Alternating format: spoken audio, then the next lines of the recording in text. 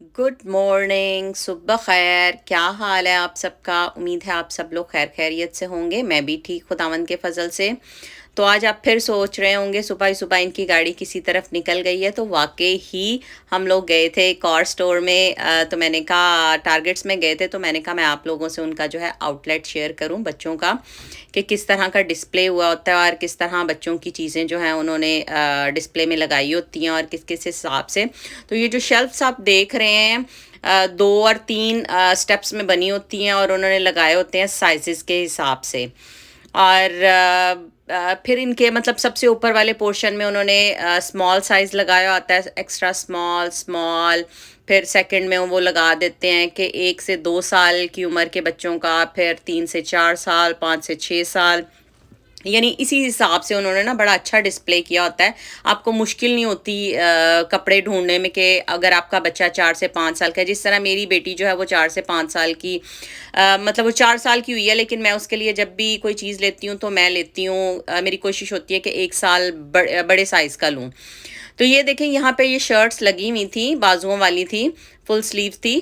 तो ये $7 में थी, तो ये एक्स्ट्रा स्मॉल थी। मैंने सिर्फ दिखाई है आपको, लेकिन ये एक्स्ट्रा स्मॉल थी। और इसी तरह मतलब यहाँ पे बहुत सारे कलर्स में है, आपकी चॉइस है, आप जो मर्ज़ी जो कलर लेना चाहो वो आपकी मर्ज़ी है। लेकिन यहाँ पे हर चीज़, हर कलर आपको हर साइज़ में अवेल होगी। और बड़ा अच्छा इन्होंने डिस्प्ले किया होता है कि मतलब मुश्किल नहीं होता आपको ढूँढने में, या मतलब अगर आप कहीं जाओ तो आपको कहना नहीं पड़ता कि भई हमें इस साइज़ के कपड़े जो हैं, हमें हमारा बच्चा इस उम्र का है तो हमें इस साइज़ के कपड़े दिखा दो।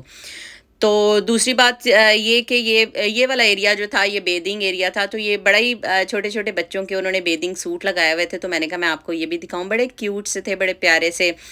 तो साथ साथ ही उन्होंने ये ज्वेलरी जो थी ये लटकाई हुई थी, तो बड़ी प्यारी ये ज्वेलरी भी लग रही थी। मैंने कहा आप लोगों से ये भी शेयर करूं कि बड़ी लाइट सी थी, बड़ी मतलब ये कह लें कि टीनेजर्स के लिए शायद ये ज्वेलरी लगाई हुई थी। तो बड़ी प्यारी खूबसूरत थी, हर एक का लेटर था BSA, जिसका नाम जिससे शुरू होता है या जो कोई ख़रीदना चाहता है तो वो यहाँ से ख़रीद लेता है। और साथ ही ये बैग्स लगे हुए थे, बैकपैक। ये बैकपैक आजकल जो है मोस्टली मैंने देखा है कि यहाँ पे बहुत सारे लोग जो हैं वो बैकपैक इस्तेमाल करते हैं। इसकी बड़ी सहूलत भी है।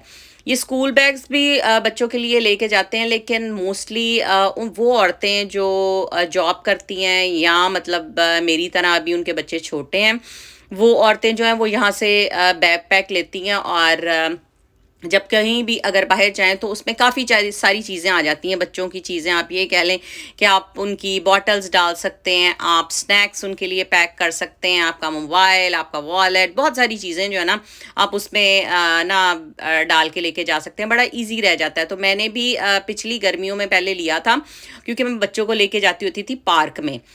तो बड़ा सहूलत रह जाती है। तो मैंने ये जैकेट देखी, ये जैकेट जो थी ये 3 इन 1 थी, और ये $40 की जैकेट थी। ये देखें, 3 इन 1 जैकेट है और इसकी कीमत है $40। यानी एक हुडी और सबसे ऊपर एक जैकेट है, फिर अंदर इसके एक और वार्म जैकेट, तो काफ़ी गर्म जैकेट थी। तो इसके बाद हम लोग सफ़र तय करके मैं फ़ौरन ही पहुंच गई रोशनी के स्कूल। तो मैंने कहा आपको आज रोशनी का स्कूल जो है वो भी दिखा दूं कि रोशनी का स्कूल जो है वो कैसा है। तो रोशनी खाइलो पब्लिक स्कूल में पढ़ती है, और इस तरह बसेस जो हैं वो भी बच्चों को लेके आती हैं और लेके जाती हैं। स्कूल बसेस जो आती हैं, हर एरिए की जो बस है वो एक स्टॉप बनाया होता है, और वहाँ पे बस जो है चली जाती है, और बच्चे सुबह के टाइम जो है सॉरी बच्चे सुबह के टाइम जो है वहाँ पे पहुँच जाते हैं उस स्टॉप पे, और बस पिक करती है और स्कूल लेके आती है, और फिर बाद में स्कूल से पिक करती है और उसी स्टॉप पे दोबारा जो है वो ड्रॉप करती है। लेकिन इनका ये असूल होता है कि आपको पहले स्कूल में लिखवाना पड़ता है कि आप किस एरिया से हो, आपको वो बस पास मिलता है, तब जाके ये जो है आपके बच्चे को लेके जाते हैं, वरना आपके बच्चे क्योंकि उनकी ज़िम्मेदारी होती है। तो ये मैं अंदर आ गई थी, और ये देखिए काफ़ी बड़ा इसका स्कूल था, ये मिडल स्कूल है, और ये लाइब्रेरी जो है, और ये पूरा ग्राउंड था खुला मतलब है, और ये जिम है, और ये भी बहुत बड़ी इनकी जिम है। लास्ट टाइम हम आए थे रोशनी का एक है था प्रोग्राम, तो हम वहाँ यहाँ पे हमने वो अटेंड किया था।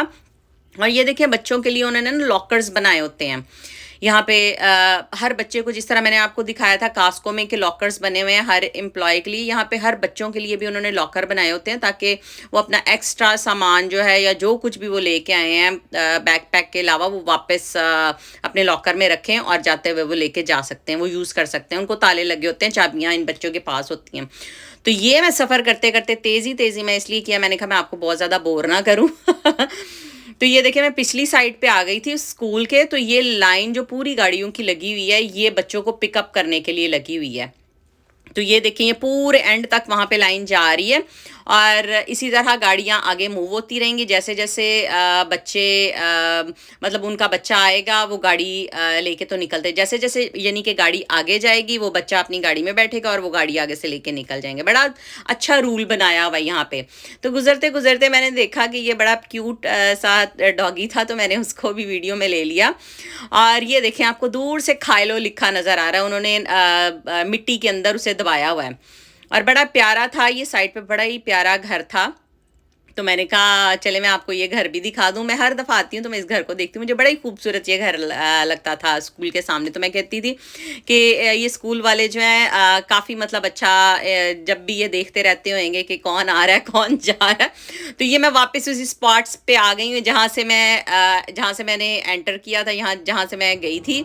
तो अब मैं वापस आ गई और ये देखिए हम लोग हमेशा रोशनी को कहते होते जब भी उसे बताते हैं कि हम लोग बाहर आ गए हैं, तो मैं कहती होती हूँ कि वो जो है कैट हाउस उसके सामने हम लोग खड़े हुए हैं। तो ये देखें ये जो मैंने आपको घर दिखाया था बड़ा ही प्यारा, और इसके बाहर उन्होंने मतलब ये लोग उठाते नहीं है, ये नेटिविटी सेट है और बड़े ही खूबसूरत उन्होंने बाहर ऑलवेज इनके घर के बाहर होता है, बड़ा ही खूबसूरत लगता है। तो इनके इतने बड़े बड़े कुत्ते थे भौंक रहे थे, तो मैंने कहा ये ना हो कि कुत्ते दीवार फलांग के आ जाएं। तो चलें जी रोशनी आ गई थी और हम घर वापस आ गए थे और आते ही मैं अपने किचन में घुस गई। और किचन में घुसने के बाद मैंने आज जो बनाई थी ये आप देख रहे हैं कि मैं खुद ही कसाई कसूई बन गई हुई हूँ। मैंने ये छुरियाँ टोके घर में ला के खुद ही रखे हुए हैं क्योंकि यहाँ पे मीट मिलता है आपको, आप पीसीज में ले सकते हैं, लेकिन मैं प्रेफर करती हूँ कि ले आती हूँ और मैं खुद फिर अपने हिसाब से काट लेती हूँ। तो मैंने पहले मीट काटा था, तो फिर मैंने उसे क्लोरेक्स से साफ़ किया था ताकि कुछ भी है वो रॉ मीट था, तो इसको साफ़ कर लेती होती हूँ जब भी मैं करती हूँ। तो आज मैं बनाने लगी हूँ बेक चिकन। इसको कहती तो मैं बेक चिकन हूँ, लेकिन मैं बेक करने के तरीके से बनाती नहीं हूँ आप इसको मैं अपनी सहूलत के लिए मैं इसको इसी तरह बना लेती हूँ और इसको मैं बेक चिकन ही कहती हूँ। तो आप इसे कुक चिकन कह लें या जो कुछ भी कह लें। खैर इसके अंदर मैंने सिर्फ जो है वो दो स्पाइसेस डालें, है मैकॉमिक का चिकन स्टेक और दूसरा जो था वो मैंने डाला था जोन्स का वो आम सा पाउडर है, नमक सीजनिंग सॉल्ट है वो। तो उसके अंदर मैंने कोई पानी नहीं डाला और उसी में से ही काफ़ी पानी निकला और इसी में ही ये गल जाएगा। आप कह रही होंगी कि ये छोटा पैन भी छोटा है और इसमें बना रही है, लेकिन जोश थोड़ा सा वो आप कह लें कि टूट जाता है चिकन, वो मैं सैलड में डाल लेती हूँ और बाकी पीसेस जो हैं उनको मैं सैंडविच बना लेती हूँ उनका। और आजकल मेरे हस्बैंड जो हैं उन्होंने डाइट शुरू की हुई है, वो कह रहे हैं कि मैंने वज़न लूज़ करना है, तो मैं बड़ी खुश हूँ। तो मैं उनको आजकल यही चीज़ें जो है दे रही हूँ। मैं किचन से बाहर निकली हूँ और जोल जनाब साहब चढ़ के ना वहाँ पे बैठे किचन उसका बात का दरवाज़ा खोल के तो ऊपर बैठा हुआ था सिंक है। मैंने कहा भले इसका यहीं पे पटाखा निकलता।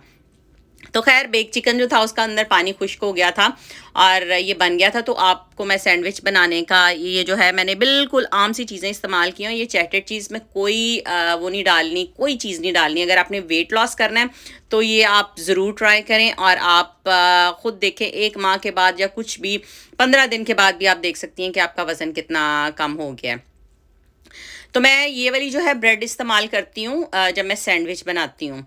तो मैंने टोस्ट कर ली थी सैंडविच और चिकन के स्लाइसिस पे मैंने हार्ड चीज़ जो है उसको रख के उसको मैंने 30 सेकंड पे जो था वो गरम कर लिया था। और उसके बाद जो था इसको सिर्फ मेयो लगानी है, कोई केचप, कोई मस्टर्ड, कोई चीज़ नहीं लगानी है अगर आपने वेट लूज़ करना है। लेकिन अगर आपने चस्का लगाना है तो आप अपनी मर्ज़ी से जो मर्ज़ी इसके ऊपर इस्तेमाल कर सकते हैं। तो ये देखें जी सिर्फ मैंने मेयो इस्तेमाल की है। केचप की जगह पे आप ये समझ लें कि हमने टमाटर इस्तेमाल करने हैं और बाकी आप अपनी मर्ज़ी से जो मर्ज़ी इसको फिनिशिंग कर सकते हैं, मतलब जो कुछ भी आप अपनी चॉइस के मुताबिक ऐड कर सकती हैं। लेकिन मैंने वेट लॉस किया यही चीज़ें खा के और इसी तरह की रेसिपीज़ जो थी मैं घर में बनाती थी।